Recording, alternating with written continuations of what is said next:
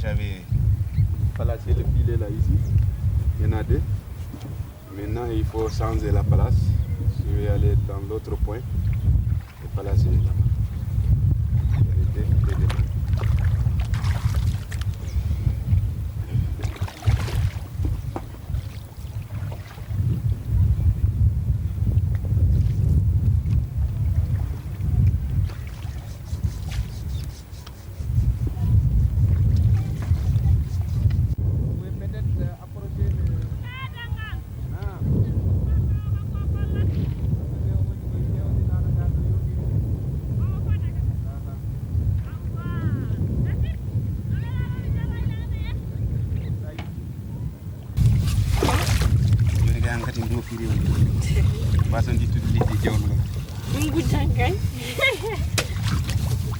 Bilingu heɓoto koɗo lawƴe o kaafi mum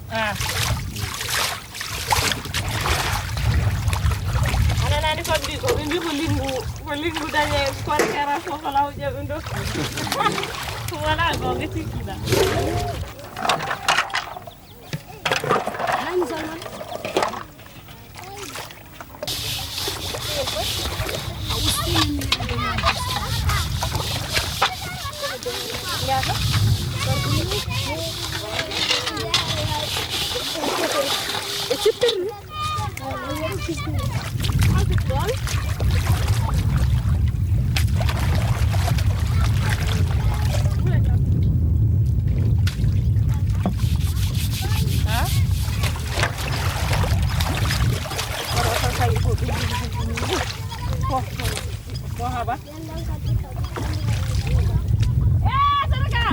Alors, t'es allé au Mali? Oui. Chaque fois qu'on traverse, on place un filet. Il faut couper le fleuve en deux. Au Mali, au Sénégal. O fota Mali on Hein? Oui. Là, si tu veux, le deuxième filet, je vais le placer sur l'île là-bas. D'accord. Je pourrais t'entraîner là-bas, si vous voulez, en pirogue là. Et demain matin, tu reviens. Je reviendrai le monter. Voir ce qu'il y a. Un poisson. Donc toi, ta famille, vous êtes traditionnellement les pêcheurs. Des pêcheurs. Mon père est pêcheur. Et quand tu étais jeune, tu étais pêcheur? Oui. J'ai toujours pêché avec mon père. Et puis avec mes frères avant d'aller en France. Et j'étais aussi le dernier frère qui est resté avant d'aller en France. Vous êtes allé en France quelle année alors? En 74. 74, tu avais quel âge? J'avais encore 25 ans. 25 ans. Donc, les premiers 25 ans de ta vie, c'était la pêche, quoi. Ah oui. C'était bien aussi. C'était vraiment bien en ce moment.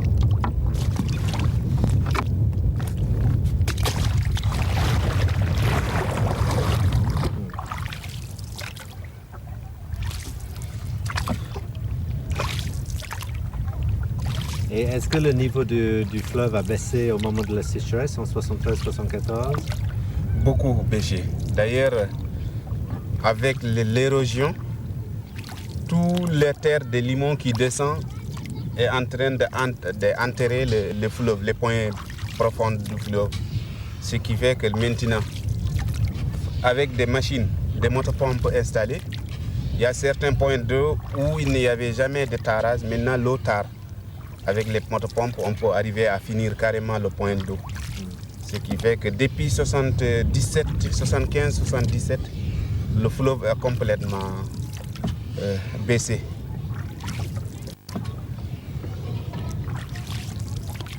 Et ça, c'était l'époque où tu allais en France, tu disais? Oui. Moi, je suis allé en France juste à cause de sécheresse. Car s'il pleuvait, si on pouvait cultiver et gagner quelque chose, là, moi, je ne serais jamais en France.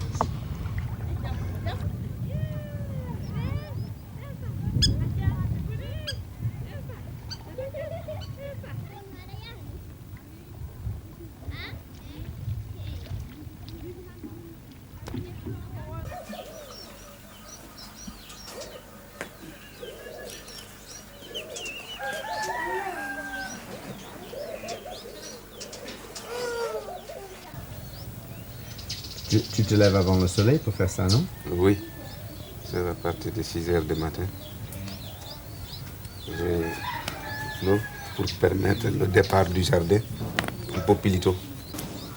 Et combien de temps tu as passé en France finalement? J'ai fait 9 ans. 9 ans, mais j'ai revenu chaque année. Oui. Et tu étais où? Et j'étais à Paris. Et j'ai travaillé chez Renault, Tu étais dans un foyer? dans un foyer. C'était quel foyer? J'étais avant dans le foyer de Panayo, dans le 20e arrondissement. Après, on est déménagé dans la rue des Amandiers. Toujours dans le 20e arrondissement. Ah oui, d'accord. Oui. Et Renault, c'était Billancourt alors? Non, à Flins. À Flins? Flins. T'avais-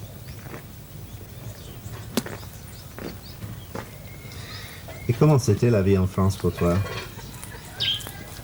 C'était difficile. Très difficile.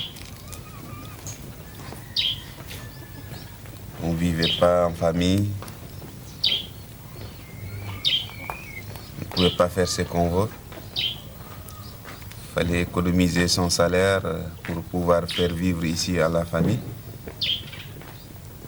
Et donc il faut choisir la misère là-bas pour que la famille soit en guet ici. On ne pouvait pas prendre de bons logements parce que ce n'était pas possible. On ne pouvait pas faire des économies aussi pour pouvoir réaliser des projets avec la famille qui est derrière. C'était vraiment difficile.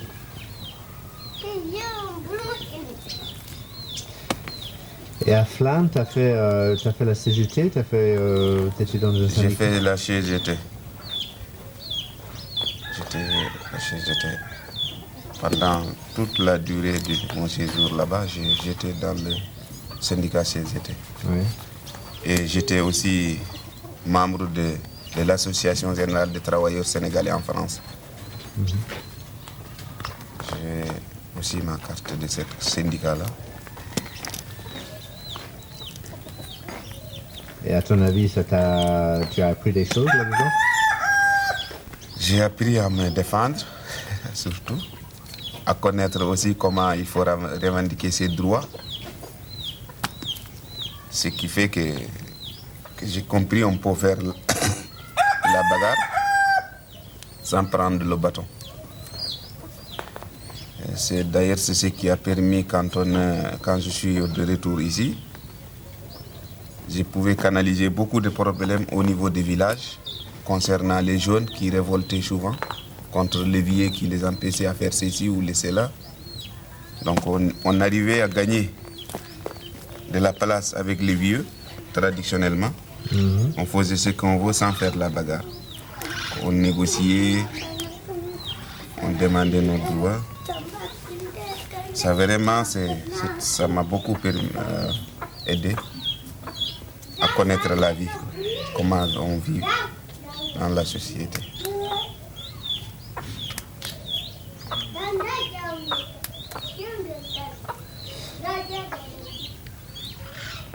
Ibrahima on jahani école taw o ar balle Idrissa ngari balle kam ɗo henna so gayni ko joni joni 7 heures yoni.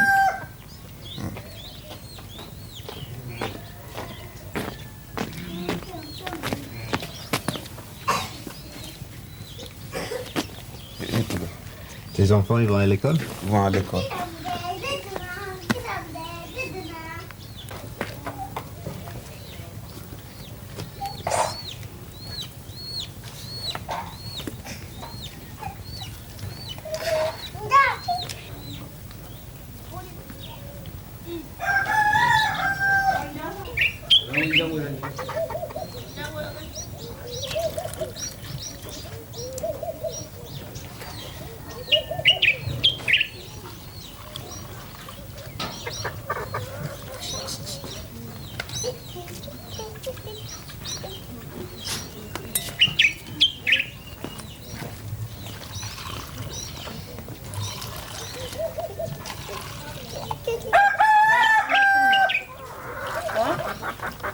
Wala sulma ki de sulma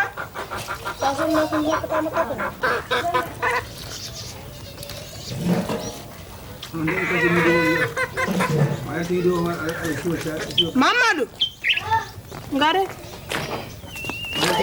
salamata joy mburuma. Qu'est-ce que tu as pensé revenir? Qu'est-ce qui t'a fait penser à revenir? D'abord, c'est parce que j'ai laissé ici la sécheresse. Donc, s'il y a la sécheresse, il faut chercher la solution. Donc, pour cela, il faut montrer les gens qu'on pouvait cultiver, même qu'il ne pleuvait pas, on pouvait cultiver. Alors, les matériels que j'ai vus en France permettaient de travailler ici, même qu'il y a la sécheresse. Alors, je me suis dit dans la tête, si on est là en France, c'est parce qu'on n'a pas de quoi vivre. Donc, s'il y a les moyens de gagner de l'argent en France, il faut investir ça sur les matériels et revenir au pays et travailler. Donc, on cherche à vivre seulement. Donc, il n'y a pas raison de ne pas gagner les matériels et rentrer au pays, cultiver. C'était en 76-77.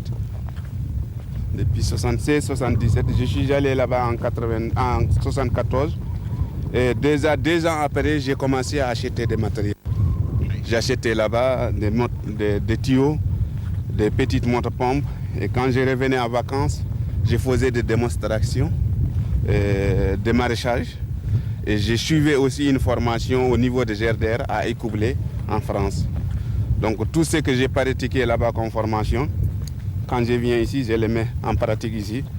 Et je faisais des salades à laquelle les gens ne connaissaient pas, des choux, à laquelle quand on disait, avant le chou, on disait c'est la graisse de Thiaroye. La graisse de Thiaroye, c'est-à-dire il n'y a que les gens de Dakar qui mangeaient cela.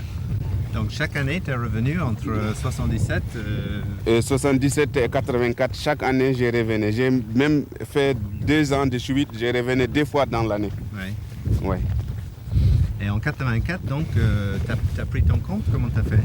On a discuté longuement. Avec les syndicats, on est arrivé à trouver 6 mois sans solde. Donc durant ces 6 mois-là, je vais me séjourner en Afrique et faire des essais. Si je rentre dans ces 6 mois-là, je pourrais prendre mon emploi, mais je perds tous les droits qui étaient à l'entreprise. C'est comme si je viens d'être embauché. Sinon, c'est quand si je ne veux pas retourner, je reste au pays et j'écris ma démission. Là, ils vont m'envoyer mes droits. C'est comme ça que j'ai fait. Avant même les 5 mois, déjà, j'ai écrit ma lettre de démission et puis j'ai envoyé à l'entreprise. Ils m'ont envoyé mes droits. Ça faisait combien? Ça faisait 1 700 000 plus 2 mois de salaire. Ça faisait à peu près 2 150 000. 20 000 francs, quoi. 20 000 francs. 20 000 francs. 20 000 francs français. Donc c'est ça qui m'a trouvé ici avec les économies. Moi, j'avais déjà mes économies. Ta carte de séjour, tu l'as rendue ou pas? Non, je l'ai. Je l'ai toujours. J'ai toujours ma carte de séjour. Ouais. Pas question de pérident, mais quand je le vends, ça ne servira à rien. Quand je le rends, je vais perdre la retraite. Donc j'ai travaillé durant 9-10 ans et je voulais avoir ma retraite au jour où je serai vieux. Donc j'ai gardé la carte de séjour avec moi et j'ai continué à travailler ici. Mais depuis 1984 jusqu'à maintenant, j'ai reçu beaucoup d'invitations. Par exemple, le GRDR m'a invité 2 fois en assemblée générale. Je n'ai pas voulu aller parce que j'ai peur que quand je vais découvrir encore à vouloir rester. Ah oui.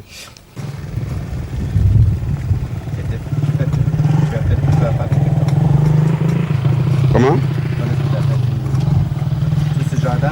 Ah oui, tout ça c'est à moi. Même derrière là, j'avais commencé par derrière là en 84, 85.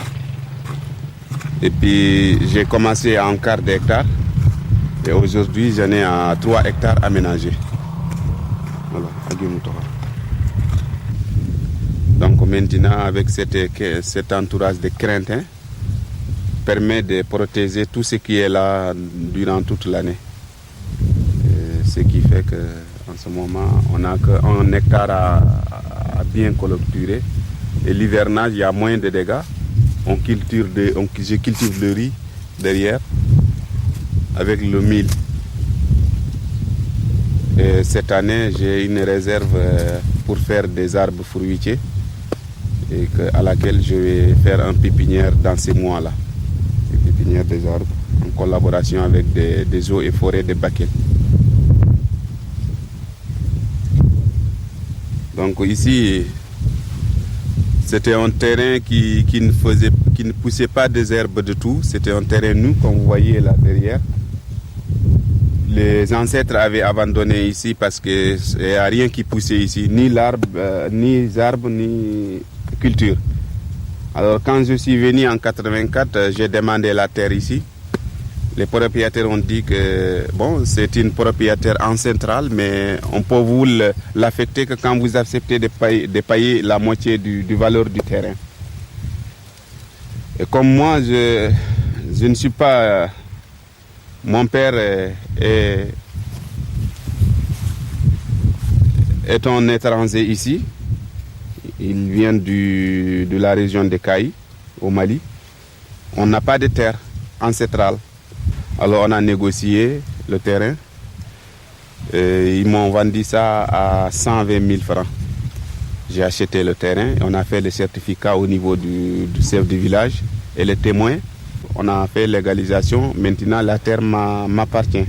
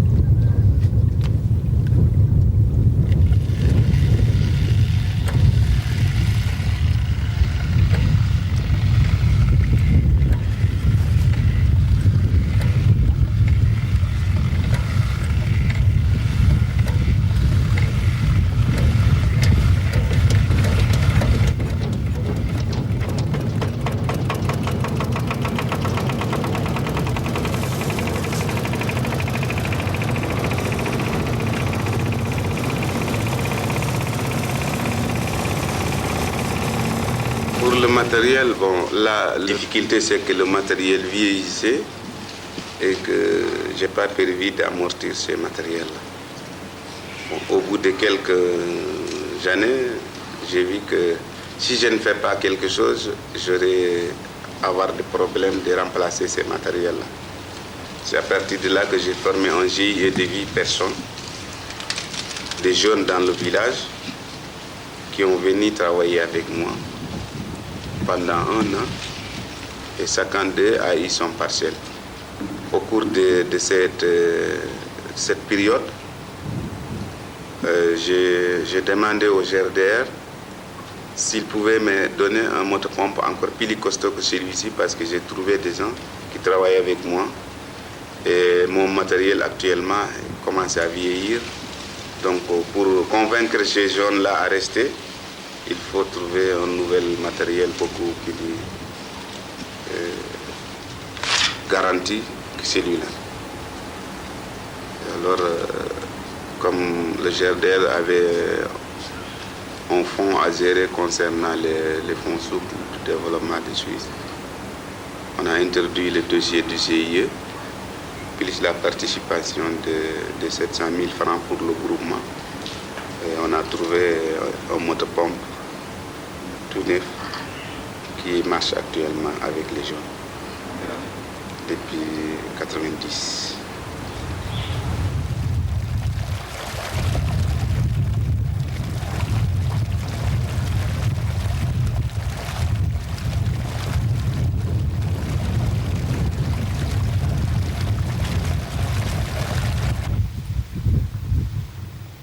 Mais on voit quand même qu'il y a, bon, les tomates, les aubergines sont mûres, mais ils ne sont pas accueillis comme ça se fait.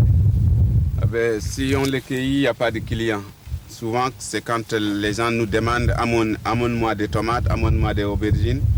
Je vais cueillir et les amener. Et comme il n'y a pas de commande, ils ont dépassé les stades de consommation. Parce que là, l'aubergine, quand elle est jaune, on ne peut plus le consommer ici. Et c'est un problème ça, la question de la vente? Oui, c'est un grand problème ici. Car si j'avais des moyens de vendre tout ce que j'ai produit, je ferais beaucoup plus du maraîchage que du maïs. Parce que c'est le maraîchage qui apporte de l'argent. Mais le maraîchage, ce qui se vend, c'est le piment en petit pot. Là, quand même, tous les jours, on a quelques clients. Le chou, la tomate, certains moments de l'année. Mais le reste, ça se vend peu. Donc, la difficulté que nous avons ici, c'est le problème de vente, les productions. Et puis, la jaune ici ne connaissent pas beaucoup de différents plats pour consommer, quoi. Donc, beaucoup de nos plats ne demandent pas des légumes et des fruits pour excessifs. Donc, on n'en fait que des compléments, ce qui fait que les légumes ne sont pas beaucoup consommés ici.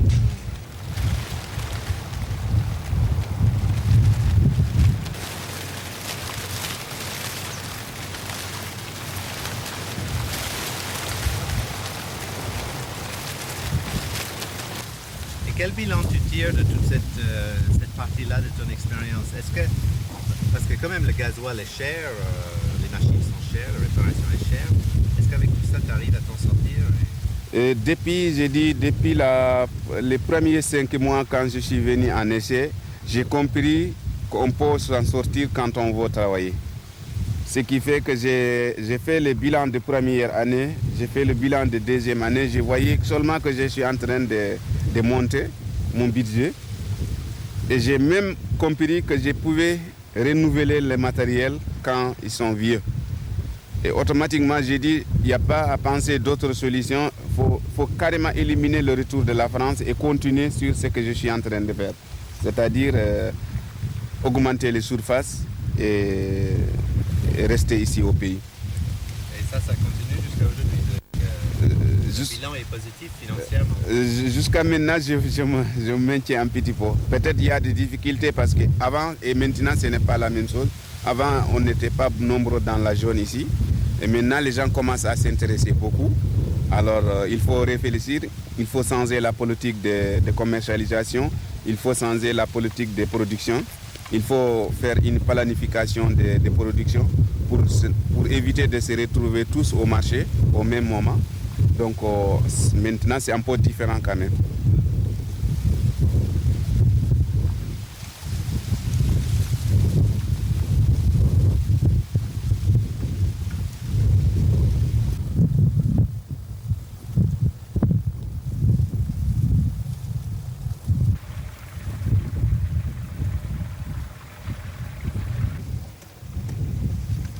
De temps en temps, nous avons des villages voisins qui ne font pas de maraîchage à ce temps-là en ce moment, mois de mars et avril. Donc on peut recueillir les aubergines et les tomates et aller les changer avec des milles.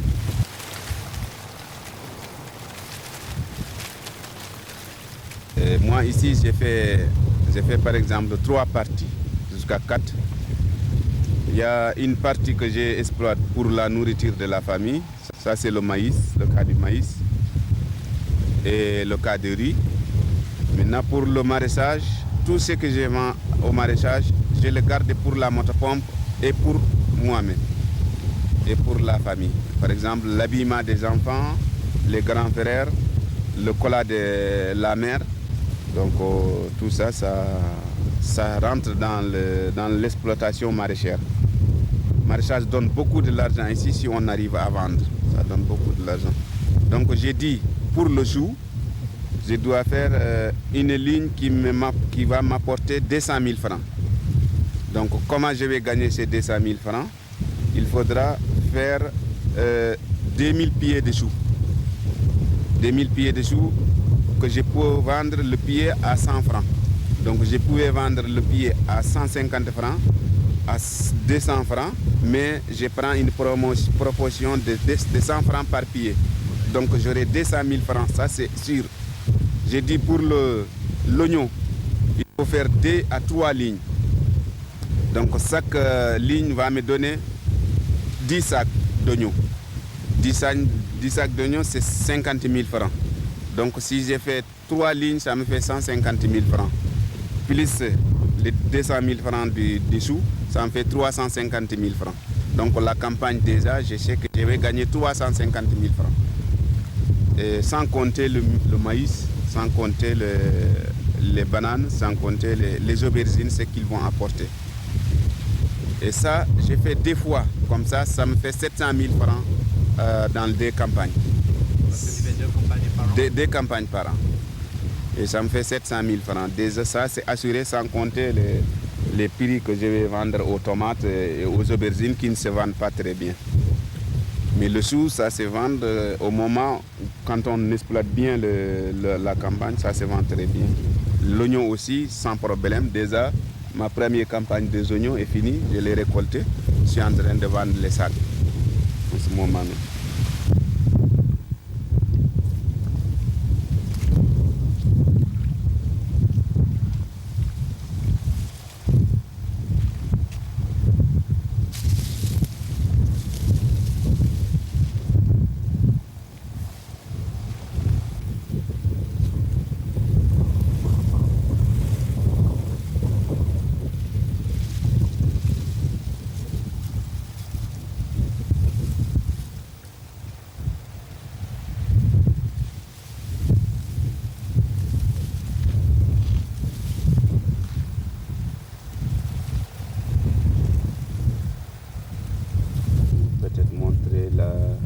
Le maïs d'origine et celui associé.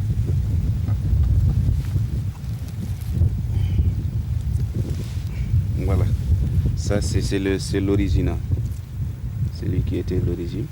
Maintenant, quand on a sélectionné, on arrive à trouver cette variété-là. C'est des variétés différentes. Celui-ci résiste mieux et fait de gros grains. Donc on peut arriver à bien faire la bouillie. Ça qu'on avait petit déjeuner ce matin? Oui. Donc maintenant on peut manger ça à midi aussi. Les graines de maïs, ça se mange comme le riz. Et le soir on fait de la farine. Hier on a mangé le couscous. C'est la farine du maïs aussi. Donc le maïs a beaucoup d'utilité ici et qui est tellement riche en protéines. Ça c'est des épis bien sélectionnés.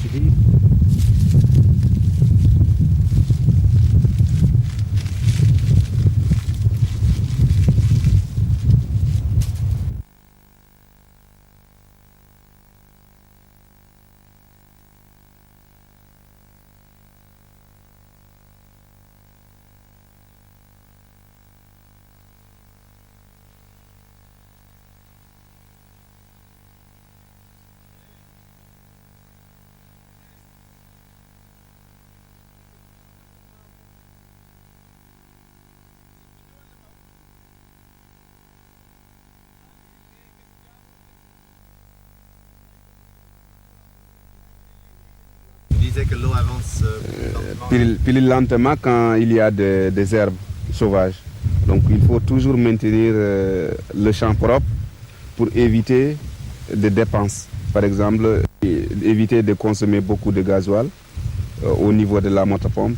Plus que ton champ est propre, mieux que l'eau circule rapidement. Donc moins de temps à faire et moins de consommation de gasoil. Il faut toujours couper les pieds de sorgho, ça continue à rebourgeonner. Une fois qu'on a récolté les épis, les premiers épis maintenant, on fait le fourrage. Donc ça bénéficie les animaux pendant qu'il n'y a rien dans la brouche. On récolte ici des herbes, on les amène. C'est le cas aussi du désherbage. Quand on désherbe son jardin, on a des rendements encore. On peut vendre ces tas de l'herbe-là aux éleveurs et on peut aussi les donner à nos moutons. Donc, qui dit le jardin, dit l'élevage. Il faut toujours garder quelques animaux avec toi, soit les moutons, soit les vaches, pour profiter de ce qui est à l'intérieur du jardin. Parce que ça te permet de gagner encore beaucoup plus sur ton terrain. Les herbes qui sont là, ils sont poussées à cause de l'argent que tu as mis dans le gasoil. Donc si tu as des herbes qui poussent, il faut les utiliser. Il ne faut pas les désherber et les jeter. Il faut carrément les utiliser. Tes animaux, et là, tu ne perds rien sur ton terrain.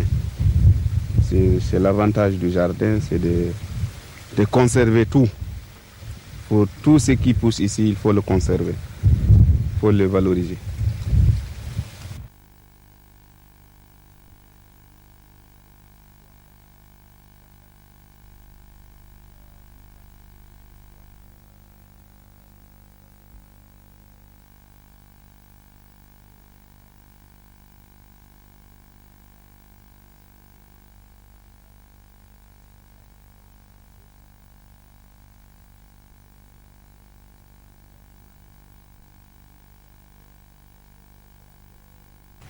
Tu me disais que la vie en France était difficile, Ouais.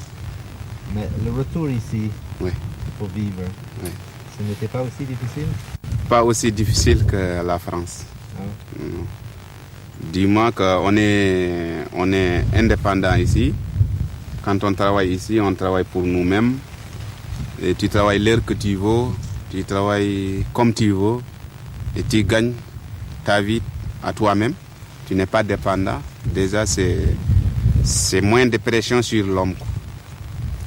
L'homme ne doit pas vivre sur une pression ou l'obligation. Il doit vivre sur il faut qu'il soit libre, il choisit ce qu'il fait. Il ne faut pas qu'il soit contraint de faire ce qu'il veut. Il faut le faire quand on le veut le faire. Et comme on veut. Mais il ne faut pas travailler parce qu'on est obligé de travailler. C'est pas ça. Il faut travailler parce qu'on aime le travail et on est libre de travailler comme on veut. Ce qui fait que la différence entre ici et la France, là-bas c'est la vie ouvrière. C'est comme une réveil qui est... Si on est là-bas, on travaille, c'est comme une montre réveil. Tu es réglé. À telle heure, tu ne sois pas à la maison. À telle heure, il faut être à la maison. Donc, c'est difficile pour un homme.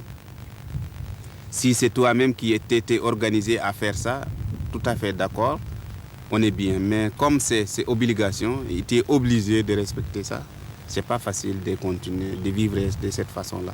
Et d'ailleurs, c'est le pensée de la plupart des immigrés. Ils ne savent jamais qu'ils vont rester définitivement en France. Chacun d'eux est en train de penser, un jour je vais quitter en France. Pourquoi? Parce qu'ils ne vivent pas comme ils veulent en France. Si c'était leur souhait, ils ont choisi de vivre en France, c'est sûr qu'ils n'auront pas de problème de vivre en France. Mais ils n'ont pas choisi de vivre en France. Ils sont contraints de vivre en France. Donc pourquoi ne pas choisir son pays? Il ne faut pas respecter toujours les contraintes. Et tu parlais des GIE que tu avais montés avec les autres familles. Oui. Ça continue ou ça... Ils sont tous abandonnés. Dis-moi qu'ils n'ont pas abandonné définitivement, mais ils ont eu des contraintes au niveau de leur famille. Parce qu'il y a certains que leur femme ne voulait pas venir travailler ici. Et tandis que quand on fait un jardin, on doit associer tout le monde. On doit associer les femmes, les enfants. Et il y a certains que les femmes n'étaient pas d'accord de travailler. D'autres, leurs frères qui étaient en France ont envoyé des transports pour venir en France. Donc ils ont parti, contraints d'aller en France.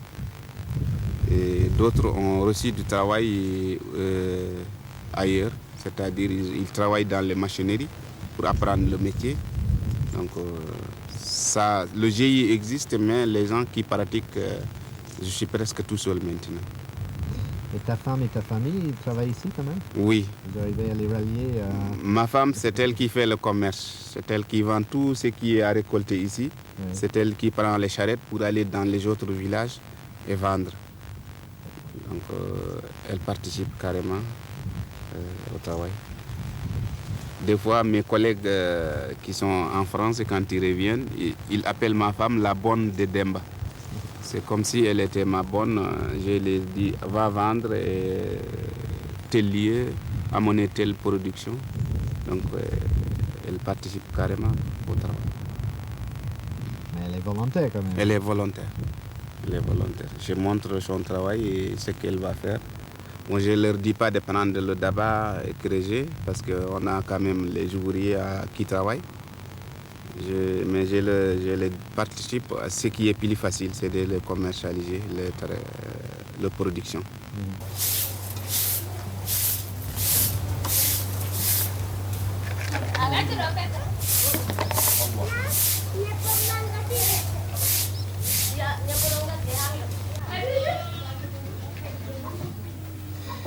Demba, tu peux parler des deux associations dont tu fais partie pour le village alors?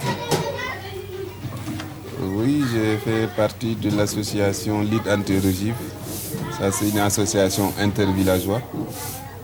Une autre association qui est du village de Ndjimbe, l'association de mise en valeur du village de Ndjimbe. Fondé quand? Quand est-ce qu'ils étaient fondés? Il est fondé en 1989 à Paris. La mise en valeur là? Oui, Et l'autre, le anti-érosif, c'est tout récent? c'est en 90. En 1990. Non tan min battan yobde Ousseynou Harouna nen yo kañum en mbattoy warde soldeteɓe gendarme ene lawol voilà aya hankay mbaɗa hannde ne rebel aɗa wara gendarme en aɗa arta ɗo henne minen cornu ya yiyan ɗum de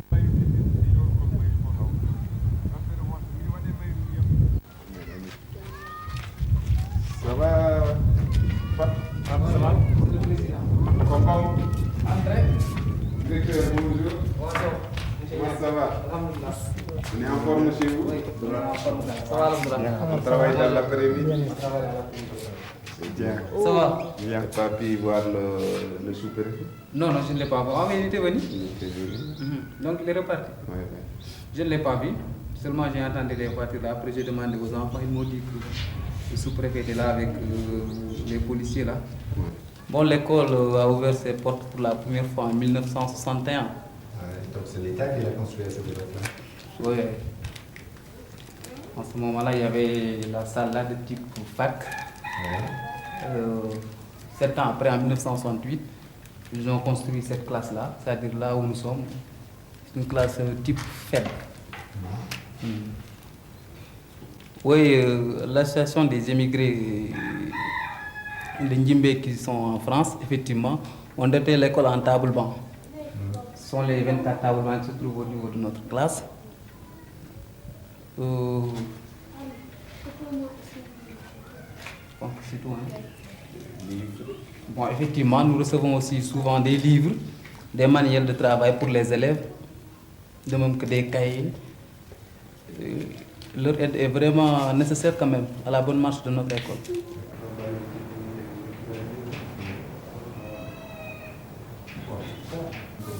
D'abord, quand j'ai pris décision de faire mon projet individuel, ça m'a permis d'avoir des contacts beaucoup plus étroits avec les villageois. Et en plus, ça m'a apporté d'encore mieux servir les gens. À partir de mon projet individuel, les gens m'ont considéré et ils m'ont confié encore d'autres tâches. Et en même temps, j'ai été élu conseiller rural du village. Et en plus, j'ai été vice-président de la communauté rurale de Balou. Et tout ça, c'est avec mon projet individuel que les gens ont pris conscience que moi, si on me confiait une responsabilité, je pouvais l'assumer. Et mon association aussi, comme je vous ai dit hier, l'association existait bénévolement depuis toujours dans le village. C'est seulement en 1989 que les immigrés ont pensé à légaliser aux lois françaises. Ça a permis les immigrés à avoir plus de confiance en moi parce que je prends mes préoccupations en main. Donc je pouvais aussi considérer les autres préoccupations pour surtout amener l'intérêt du village et s'occuper davantage de ce que font les immigrés.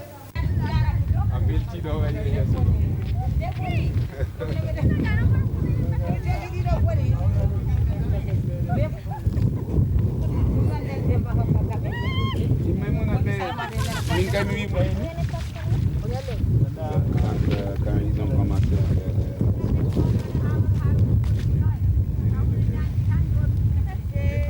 Ça a l'air de bien marcher là.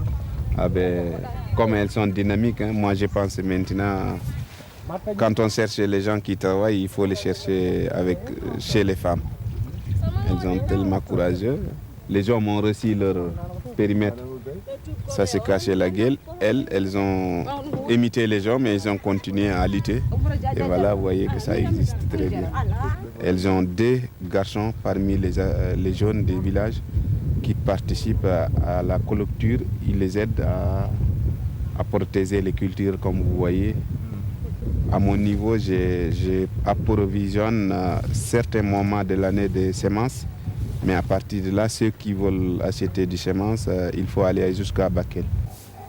Donc, à ton avis, ce n'est pas du tout contradictoire de s'investir dans un projet personnel et de t'intéresser aux associations de villageois? Non. D'ailleurs, ça va. Tous les 2 vont ensemble. Quand on s'investit dans un projet individuel et qu'on investit dans les associations des villages, ça te permet d'abord de te situer toi-même au niveau de ton projet. En plus, ça te permet de voir encore plus loin de ce que tu peux apporter pour les gens.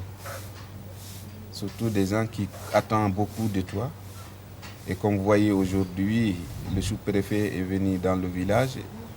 Ils sont allés me chercher au jardin. On a tenu la réunion avec lui. L'information qu'il voulait donner, il ne voulait pas le donner sans moi. En plus, ils ont fait encore une comité de surveiller les frontières avec le Mali. Et automatiquement, ils ont dit que moi, je devais faire partie de cette comité-là. Et tout ça, c'est parce que j'ai pris volonté de venir ici, de travailler à mon projet individuel, que les gens, à partir de là, les gens m'ont connu et ils ont confiance en moi.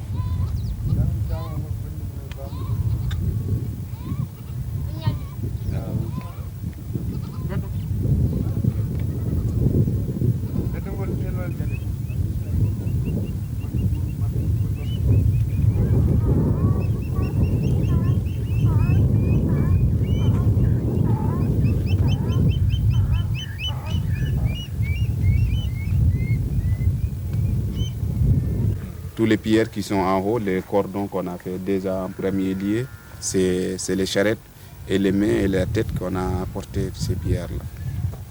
Et vous pensez que vous pouvez faire la même chose ici ou c'est vraiment trop? Ah oui, dis-moi que c'est un phénomène qui nous préoccupe. Il faut essayer d'arrêter ce phénomène-là.